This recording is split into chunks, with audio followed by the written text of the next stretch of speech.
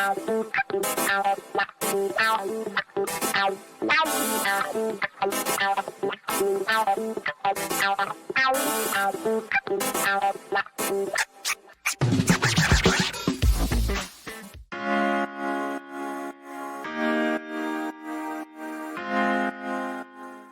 love you. Hello. I love you. It's a sexy liberal weekend, 10-year anniversary. Oh. Whee! I'm so excited. I cannot tell you, Stephanie. People have been posting their pictures from, meet and greets and all that, and I forgot, Angela, that we did not emphasize enough. Do not pick up Frances. She is not a toy. She is not a toy. Do not. You just have to keep reminding people because they forget mid pickup. They're like, oh, wait, and then they drop her and it's like a whole thing. I know. Facebook has been lit this last week, with everybody just posting the pictures. It's just been beautiful, beautiful, beautiful. We cannot wait. What a partay tomorrow. And you can watch on demand anytime, but it's so fun. There's lots of live elements, right? It's the cocktail party pre-show is like a free VIP meet and greet. We randomly get matched with all of us. And then we're live panel, right? We got Rosie O'Donnell as for the first time in 10 years as our celebrity guest. And everyone that's ever done it with us, right? From Pelosi to Schiff to Reiner to Tomlin to Sheen. I mean, it's going to be a party. Party. Okay. So, hooray. Where are we? Where would you like to start with today? Matt Gaetz and Venmo. Let's go. Paying prostitutes. Venmo. Well, I mean, I look at the situation, I'm like, you guys are ridiculously stupid. Right. Yeah. Absolutely. Number one, we need to go back to, and he needs to understand what paying for sex means, because that's all he was doing. Right. Was paying for sex. Right. Well, I actually think that's more of a personal awakening for him than a legal one. But the real legal one, he was paying for sex with a 17-year-old. Yes. Right. Yeah, but I think again that he thinks people want to touch him, and I think that when that hits him, he's going to lose it. Yeah, it's not surprising that he has to pay for it. However, Frances, it's a good point that the other skeevy sex trafficker wrote in the memo thing for tuition and school. So there's different layers of skeeve as you peel back the original layers of skeeve, right? But that's right. Add or subtract a few bucks from the amount. I mean, you literally take $900 from him and then give out $900 to three different. Coincidence. What's your point? I can do that forensic accounting. That's like the most ridiculously bad. That's apples to apples. That's not even like a Fuji apple to a Fuji pear, something like that. I'm surprised they didn't write in the memo, not paying for sex. This is definitely not for sex. That's how dumb it is. We've been discussing the use of emojis all morning. Just, plain girl, cash. I don't know, but yeah, eggplant. Even maybe like John Goodman on a thumb, just in there for no reason. I don't know, something. Okay. So we were saying, thank God, rays of hope on guns. Vice President Harris, just because I like saying Vice President Harris as well yesterday.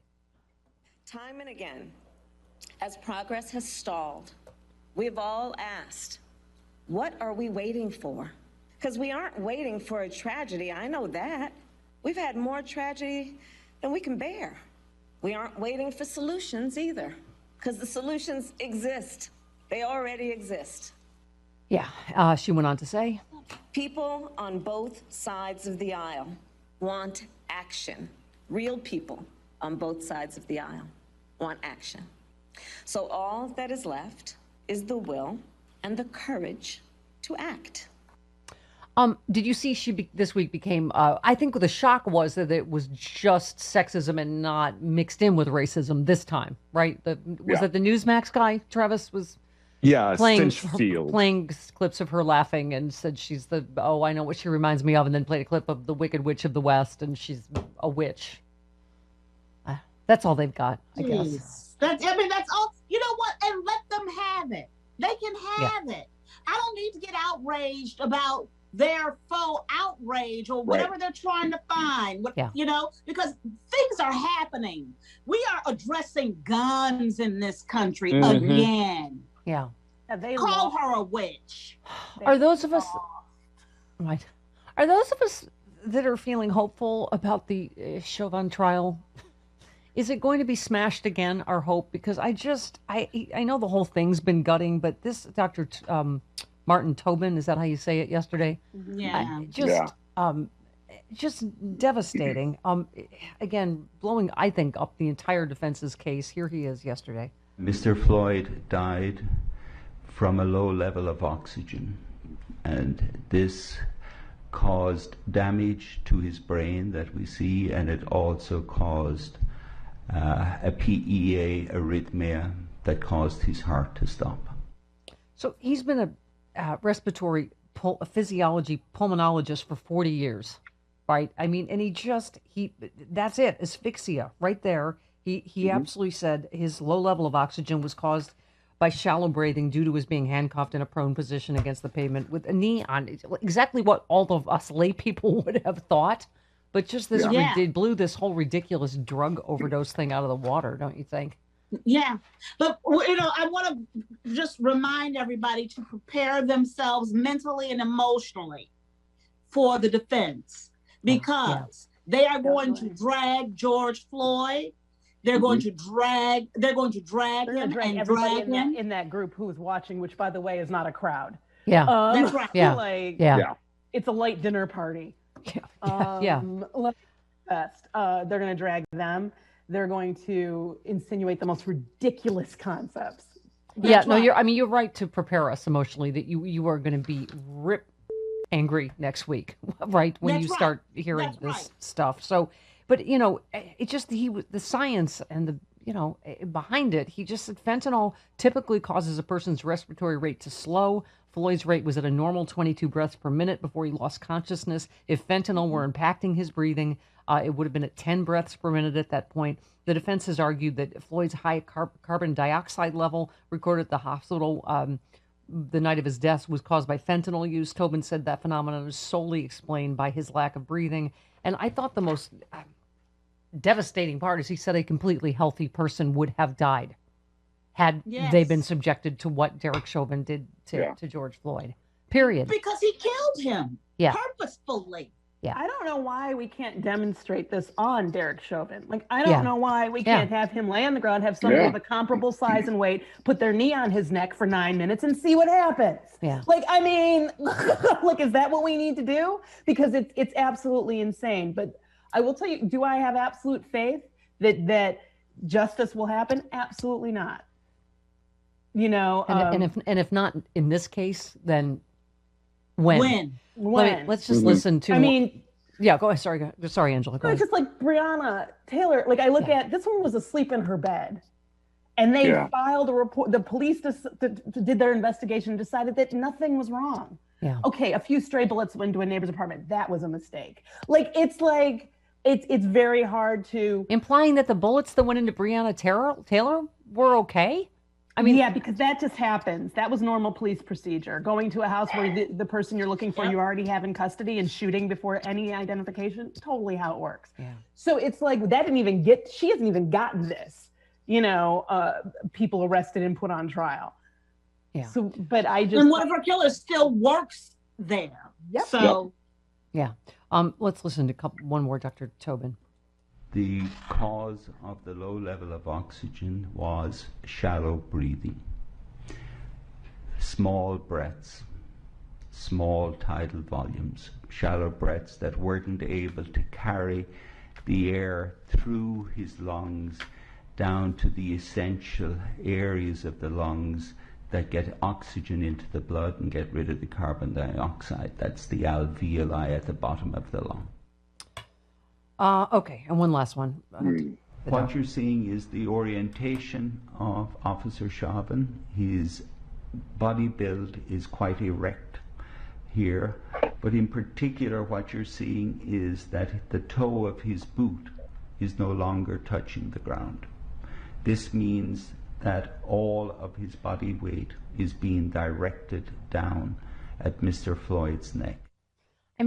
You don't often see doctors get emotional with the amount of time he had to pause when he said this was the moment that life left his body. I don't know what you guys, I mean, the whole thing has been just, and I know, Francis, you said you've had a hard time watching it all, but I just thought that testimony was really I watched him yesterday. I watched that testimony, and it, and the discussion of like him as a doctor having to watch how many times he had to watch that tape and how many different angles of that tape that a human being had to watch that over and over and over again to study it so that we can go in, so he could walk into a courtroom and have to say to and defend the fact that this man murdered something that we all saw. But we still have to prove it. And I thought even worse, there's a lot of devastating moments. When he, what was it exactly? 2 minutes and 30 something seconds, he stayed on his neck after he was dead, after there was no pulse. Yeah. Well, I don't know if you know this, Stephanie, but when we die, that's when we're at our most dangerous. Yeah. Yeah. Well, black people apparently, apparently black people come back to life. And I mean, this defense is so, and you're right, Francis, they haven't even started yet. And we're already so angry, right? Nope. And to be honest, like from trying to be in any way objective about it, from just looking at the case, if I were his attorneys, I would be calling the prosecution every night and be like, "Are you sure you guys don't want any kind of deal? Like any kind of deal? We'll take any kind of deal." Because but this is the thing, they're not doing that because they don't have faith. They know that there's every chance that the same thing could happen that's happened any time that we've even gotten this far. Yeah. Which is, they might hold them a little accountable for some part of it, but they know that they're counting on racism. It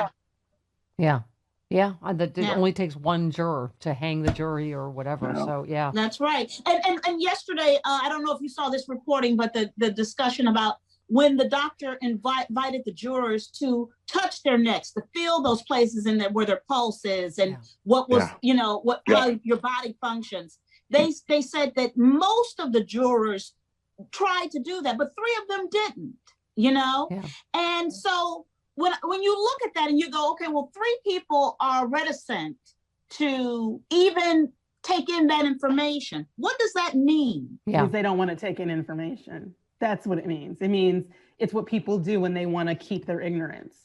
They keep their ignorance. Yeah. And that doesn't, obviously we don't know. We don't know why. We don't know why, but it is, and it could just be they were overwhelmed and it was terrifying enough.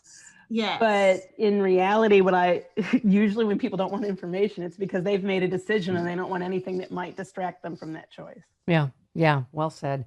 All right. It's Fridays with Frangela. So, things are looking up. 20 minutes after the hour.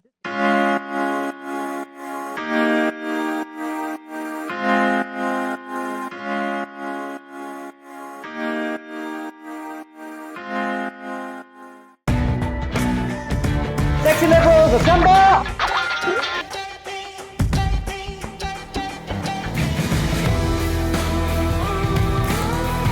Lot to celebrate. The right to remain tripping your balls off. It's like Illuminati, but with leather. First day at Fight Club, you must fight! 2020 refuses to concede. I was going to have to return 2021 because I didn't like the 7-day trial, but I'm in now.